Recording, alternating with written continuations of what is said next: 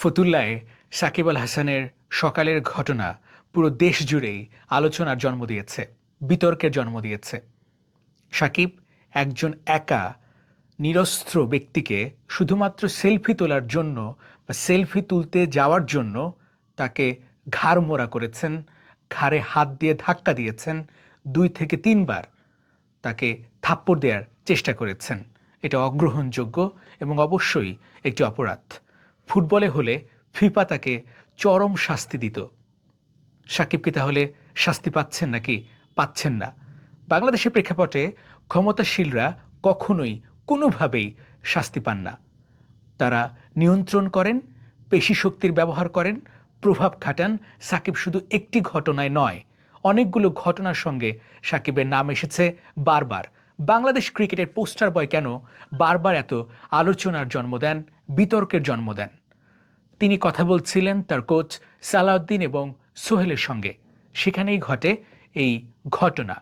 ফতুল্লায় খান সাহেব ওসমান আলী স্টেডিয়ামে আজকের এই ঘটনা বাংলাদেশের ক্রিকেটে আরও একটি লজ্জার জন্ম দিল। এবং এই ঘটনা এটাই প্রমাণ করে সাকিব একজন এমপি, সাকিব একজন ক্ষমতাশালী, সাকিব প্রচুর টাকা পয়সার মালিক, সাকিব বাংলাদেশের নাম্বার 1 ক্রিকেটার, ফেমাস মানুষ, তার বিচার হবে না।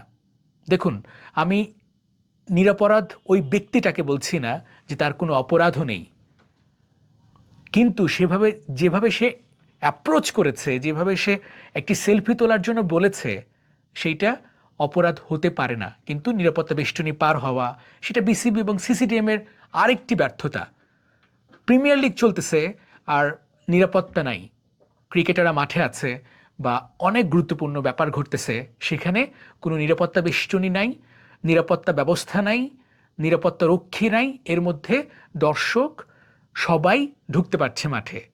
এটা অগ্রহণযোগ্য। কিন্তু সাকিব যে ঘটনা ঘটিয়েছে সব কিছুর মাত্রাটাকে ছাড়িয়ে গেছে এবং দীর্ঘদিন ধরে ধারাবাহিকভাবে একই রকম ঘটনা বারবার রিপিটেডলি ব্যাক করার কারণে সাকিব বুঝেই গেছে আমার শেষ নেই, আমার বিচার নেই, আমি এভাবেই চলতে থাকব। সাকিবের এর আগের ঘটনাগুলো সব এক পাশে রেখে আজকের এই ঘটনাটা শুধুমাত্র একজন সেলফি তুলতে গিয়েছেন সাকিব আল হাসানের কাছে, তার কাছে ফোনটাই ছিল, সে অন্য কিছু চায় নাই, অন্য কিছু দাবিও করে নাই। এমন নয় যে প্রচণ্ড ভিড়, সেখানে সাকিবের গায়ে লাগতেছে, সাকিবের হাতে লাগতেছে, এরকম কিছু না। একজন ক্রিকেটার যিনি ক্ষমতার সর্বোচ্চ আসনে বসেন, একজন ক্রিকেটার যখন বাংলাদেশ আওয়ামী লীগ বর্তমান সরকার তাকে এমপি বানান, বোঝাই যায় তার শক্তিটা আসলে কত দূরে, তার শেকড়টা আসলে কত দূরে। সাকিব অপরাধ করবেন, যেমনটা যেমন সাকিব তেমন এই দেশের সরকার, দুটোই একই সুতে গাঁথা। মানে একই সূত্রই তো গাঁথাই, একই সূত্রও মেনে চলে, কারোর কোনো জবাবদিহি নাই। আমি তীব্র প্রতিবাদ জানাই। মানে ডিসগ্রেসফুল ফ্রম সাকিব আল হাসান। এত বড় ক্রিকেটার আপনি, আপনি অন্যভাবেও এটা ম্যানেজ করতে পারতেন, অন্যভাবেও না করতে পারতেন, 2 বার 3 বার না করেন, কিন্তু কোনোভাবে আপনি একজন নিরপরাধ কিংবা যে কোনো মানুষকে গায়ে হাত দিতে পারেন না। এইটা কোনোভাবেই জাস্টিফাই হয় না। সাকিব, আপনি একের পর এক কেলেঙ্কারি ঘটাবেন, একের পর এক ঘটনার জন্ম দিবেন। আপনি তো ব্যস্ত ছিলেন, আজকে সকালে প্রিমিয়ার লিগের ম্যাচ খেলবেন শেখ জামালের হয়ে, একইভাবে বিকেলে আবার কুমিল্লাতে আপনি 2টা দোকান উদ্বোধন করবেন। সাকিব, আপনার মেজাজ ঠিক থাকবে কেমনে? চারিদিকে টাকা আর টাকা, সব টাকা আপনার ব্যাগে উঠুক, এটাই আপনি চান। আপনার মাথা ঠিক থাকবে কিভাবে? সারা দিন আপনি ব্যস্ত। অনেকেই বলে যে পারে সে সব পারে। সাকিব ক্লান্তি হয় না, ক্লান্ত হয় না। আরে বোকাচণ্ডী, আপনি যে বলতেছেন এই কথাগুলো, আপনি নিরপেক্ষভাবে চিন্তা করুন। সে যাতায়াত করে বিএমডাব্লিউ সবচেয়ে লেটেস্ট গাড়িতে, সে যাতায়াত করে বিমানে, সে যাতায়াত করে হেলিকপ্টারে, তাহলে তার ক্লান্তিটা আসবে কোথার থেকে?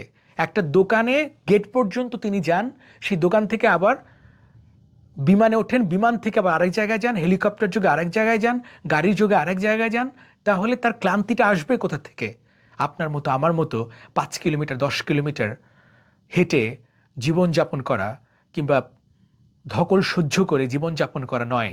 সাকিব সেলিব্রিটি, সাকিব তারকা, সাকিব ফেমাস, সাকিব লিজেন্ড, এটার বিনিময়ে তিনি বিউটিফুল লাইফ লিড করেন, তিনি বেটার লাইফ লিড করেন। আমার আপনার মতো পান্তা ভাত খেয়ে তার সকাল হয় না, আমার আপনার মতো দুপুরে না খাওয়ার নিশ্চয়তা তার থাকে না, আমার আপনার মতো বিকেল বা সন্ধ্যায় কি খাবেন আপনি বা রাতে কি খাবেন আপনি এবং পরিবারের অন্যদেরকে খাওয়াবেন কি, সেইটা মেনে সাকিবের জীবন চলে না। সাকিব অনেক উন্নত জীবনযাপন করে, বিকজ সে ফেমাস, সে তারকা, সে বাংলাদেশের 1 নম্বর ক্রিকেটার, সর্বকালের সেরা ক্রিকেটার। সাকিব এমপি, সাকিব দুর্নীতিবাজ, সাকিব তার বাবার নাম পরিবর্তন করে শেয়ার বাজারে, সাকিবের বোন জুয়াতে টাকা লগ্নি করে, সাকিব নিজেও জুয়ারির সঙ্গে কথা বলে, সাকিব শাস্তি দেখায়, সাকিব ক্যামেরার দিকে অশালীন ইঙ্গিত করে, সাকিব দর্শকের মোবাইল ছুঁড়ে ফেলে, সাকিব ক্যাপ দিয়ে আরেক দর্শককে আঘাত করে। এসবের বিনিময়ে সাকিব বেটার লাইফ লিড করে, সাকিব উন্নত জীবনযাপন করে। সাকিবের ওই টি শার্টের দাম, সাকিবের ওই লোফারের দাম, সাকিবের ওই জিন্সের দাম কেন 20,000, কেন 30,000? বোঝা গেছে? আমি আপনি সাধারণ, কিন্তু সাকিব এইসবের বিনিময়ে ওই লাইফটা লিড করতেছে। এটা অগ্রহণযোগ্য সাকিব আল হাসানের কাছ থেকে, কিন্তু তিনি জানেন তার কিচ্ছু হবে না, তার কেউ কোনো দিন পশম পর্যন্ত টাচ করতে পারবে না, ফুলের টোকা তো দূরে থাক। এটাই হচ্ছে বাংলাদেশ, এটাই হচ্ছে সরকার, এটাই হচ্ছে দেশ, এটাই হচ্ছে সাকিব। সব যেন একই, রসুনের গোড়া তো এক। ধন্যবাদ সবাইকে।